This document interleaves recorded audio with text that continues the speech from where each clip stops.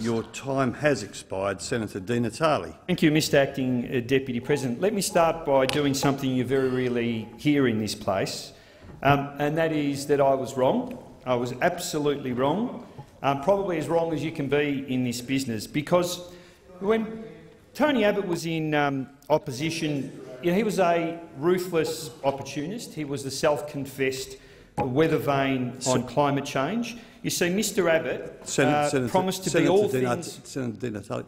Senator Bernardi, point of order. Just on a point of order, that Mr Abbott should be referred to either as the Prime Minister or Mr Abbott. Senator Di Natale. So Mr Abbott— Senator Di Natale, if you wish to describe the Prime Minister in his official title. Well, Mr Abbott was a ruthless opportunist in opposition. He was the weather vane on climate change. He was all things to all people. And you were left with the impression that if the coalition was elected, they'd be a directionless government, they'd be plotters, they'd do a bit of tinkering around the edges. But I was wrong. It's a government that does have a very, very clear agenda, no question about it. They are pursuing their agenda with an ideological clarity that's not been seen for years.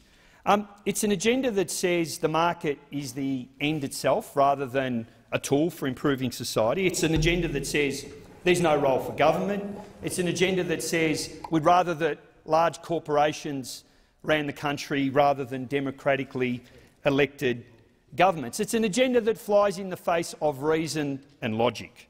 It's an agenda that is cruel, that is brutal, that is heartless, and it's an agenda that no one voted for. So much for election mandates. See, up until this government was elected, we believed that we were a country that if you were down on your luck, we'd look after you. If you couldn't find a job and you were a young kid, we'd look after you. If you're a young person in work and the business went under, we'd look after you. But that's gone. That's gone. Instead, what we're seeing from this government is an attack on young people that says, if you're unemployed, it's your fault. You're a bludger, you're lazy, you're obviously boozing and fagging, you should get off your bum and you should work harder. But you see, reality has an anti-coalition bias. It has an anti-coalition bias because your worldview doesn't accord with the world out there. You see, there's a simple problem where there just aren't enough jobs for young people. There just aren't enough jobs for young people. That's what underemployment and unemployment means.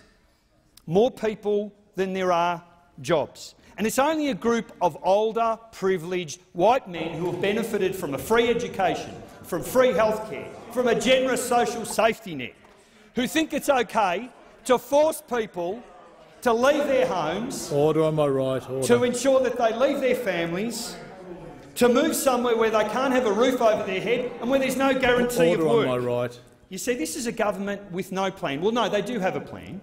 It's a plan to hand over the keys to the big end of town and to move towards a brutal dog-eat-dog world where we condemn young people to poverty. Thank you, Senator Di Natale. Your time has expired.